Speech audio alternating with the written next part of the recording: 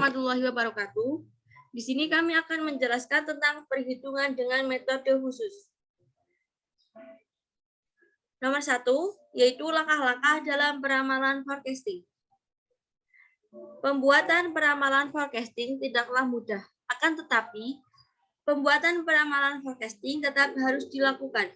Beberapa langkah yang dapat dijadikan pertimbangan dan digunakan oleh peramalan forecaster bisnis dalam pembuatan peramalan forecasting. Yang A, forecaster selayaknya menyadari tingkat kompleksitas dan suatu bisnis.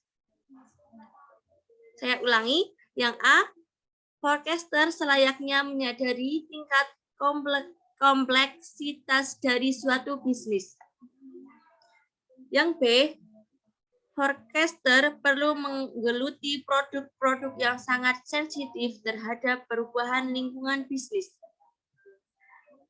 Dan yang C, forecaster perlu memperbaiki sistem informasi lingkungan bisnis.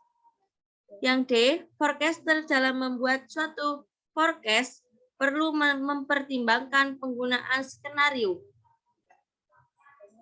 Yang kedua, metode peramalan kuantitatif. Peramalan kuantitatif atau quantitative forecasting lebih bersifat objektif dengan melibatkan data dan fakta yang diolah dengan metode tertentu. Yaitu ada model deret berkala atau runtunan waktu, time series. Model time series pada dasarnya mencoba untuk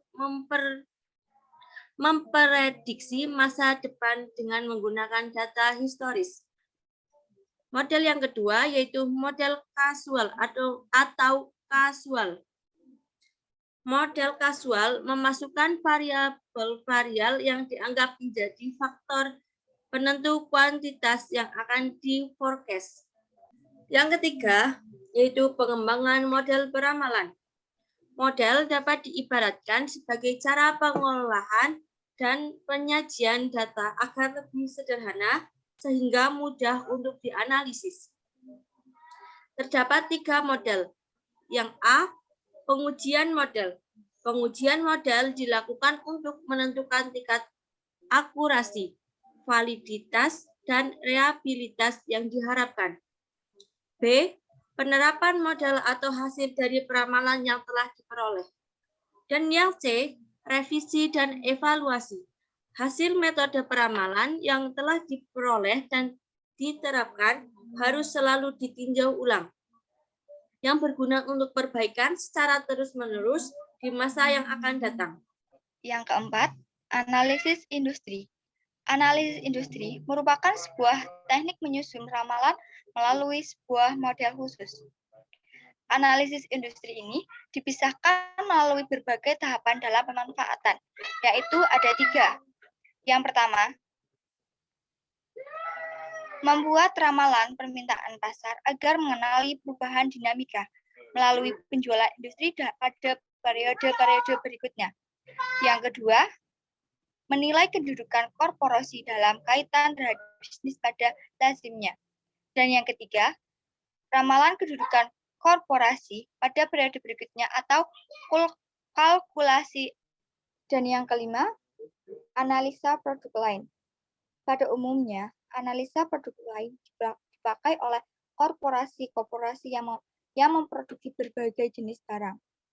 Tiap-tiap jenis barang tersebut bukan saja ditarik dari persamaannya, tetapi perlu juga disusun dengan menggunakan ramalan dengan yang terpisah. Berikut ini contoh soal untuk menggunakan analisa produk lain. Perusahaan Askatois memiliki 2 departemen, yaitu Departemen A dan Departemen B.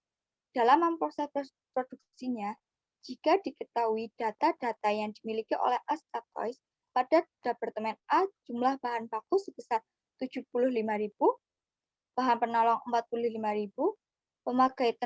pemakaian tenaga kerja 88.000, dan biaya overhead pabrik sebesar 105.600. Sedangkan untuk Departemen B, bahan penolongnya sebesar 75.400, pemakaian ketenaga kerjaan 6.700 rupiah, dan biaya overhead pabrik sebesar 88.000 Rp400.000. Berdasarkan data-data tersebut, buatlah anggaran biaya produksi dengan menggunakan metode produk line. Dari metode di atas, kita jumlahkan semuanya dan jumlah biaya produksinya untuk Departemen A 313.600 dan untuk Departemen B 222.600. Yang keenam yaitu analisis penggunaan akhir. Bagi koperasi yang memproduksi barang belum jadi seperti manufaktur, baja click-on di mana hasil produksinya dapat langsung dipasarkan tapi membutuhkan pengolahan lanjut menjadi barang yang bisa untuk digunakan, sehingga untuk menyusun peramalannya ditentukan oleh pengguna akhir yang ada hubungannya dengan barang yang diproduksi. Next.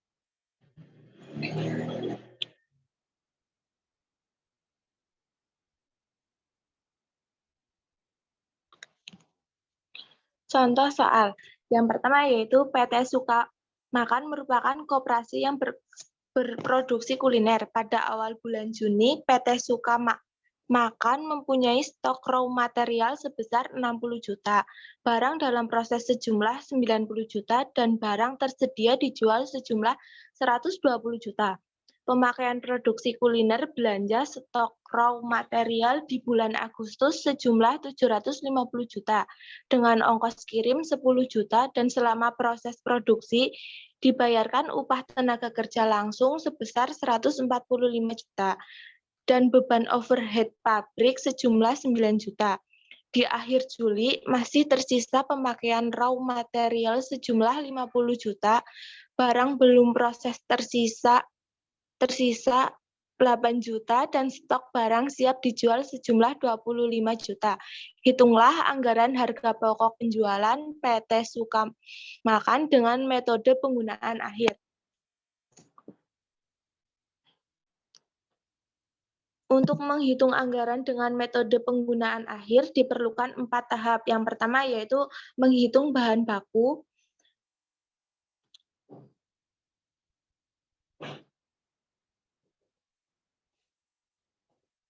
Rumus yang digunakan yaitu bahan baku yang digunakan. Saldo awal bahan baku ditambah pembelian bahan baku dikurangi saldo akhir bahan baku. Bahan baku yang digunakan PT Suka Makan adalah 60 juta ditambah 750 juta ditambah 10 juta dikurangi 50 juta sama dengan 770 juta. Itu sebagai raw material yang digunakan. Tahap yang kedua yaitu menghitungkan biaya produksi. Perhitungan biaya produksi yaitu raw material yang digunakan ditambah biaya tenaga kerja langsung dan ditambah biaya overhead produksi. Biaya produksi PT Suka Makan adalah 770 juta ditambah 145 juta ditambah 9 juta sama dengan 924 juta. Tahap yang ketiga yaitu menghitung harga pokok produksi. Perhitungan harga pokok produksi dihitung dengan rumus total biaya produksi ditambah saldo awal persediaan barang dalam proses dikurangi saldo akhir persediaan barang dalam proses. Harga pokok produksi PT Suka Makan yaitu 924 juta ditambah 90 juta dikurangi 8 juta sama dengan 842 juta. Tahap yang keempat yaitu menghitung harga pokok penjualan. Dengan rumus harga pokok produksi ditambah persediaan awal barang jadi dikurangi persediaan akhir barang jadi. Harga pokok penjualan PT Suka Makan dapat dihitung sebagai berikut. 842 juta ditambah 120 juta dikurangi 25. Jadi harga pokok penjualan PT Suka Makan adalah 747 juta. Next. Studi kasus. PT Ciria merupakan koperasi yang memproduksi mainan. pada awal bulan Maret, PT Ceria mempunyai stok raw material sejumlah 70 juta, barang dalam proses sejumlah 80 juta, dan barang tersisa dijual sejumlah 110 juta. Pemakaian produksi mainan belanja stop raw on material di bulan Mei sejumlah 650 juta, dengan ongkos kirim 7 juta. Selama proses produksi dibayarkan dan upah tenaga kerja langsung senilai 120 juta dan biaya overhead-nya 6 juta. Barang dalam proses tersisa yaitu 10 juta dan stok barang siap jual sejumlah 25 juta. Hitunglah anggaran harga pokok penjualan PT Ceria dengan menggunakan metode penggunaan akhir. Next. Untuk menyelesaikan soal studi kasus di atas, kita menggunakan metode penggunaan akhir. Ada 4 caranya melalui 4 langkah. Yang pertama yaitu menghitung bahan baku yang digunakan, yang kedua menghitung biaya produksi, yang ketiga menghitung harga pokok produksi, yang keempat yaitu menghitung harga pokok penjualan. Yang pertama kita harus menentukan harga bahan baku yang digunakan dengan rumus saldo awal bahan baku ditambah pembelian bahan baku ditambah ongkos kirim dikurangi saldo akhir bahan baku, yaitu 70 juta ditambah 650 ditambah 7 juta dikurangi 40 juta, sehingga didapatkan raw material yang digunakan yaitu 687 juta. Yang kedua yaitu menghitung biaya produksi dengan rumus raw material yang digunakan ditambah biaya tenaga kerja langsung dan biaya overhead. Dengan hasil 687 juta ditambah 120 juta ditambah 6 juta, sehingga dapat total biaya produksi yaitu 813 juta. Tahap yang ketiga yaitu menghitung harga pokok produksi.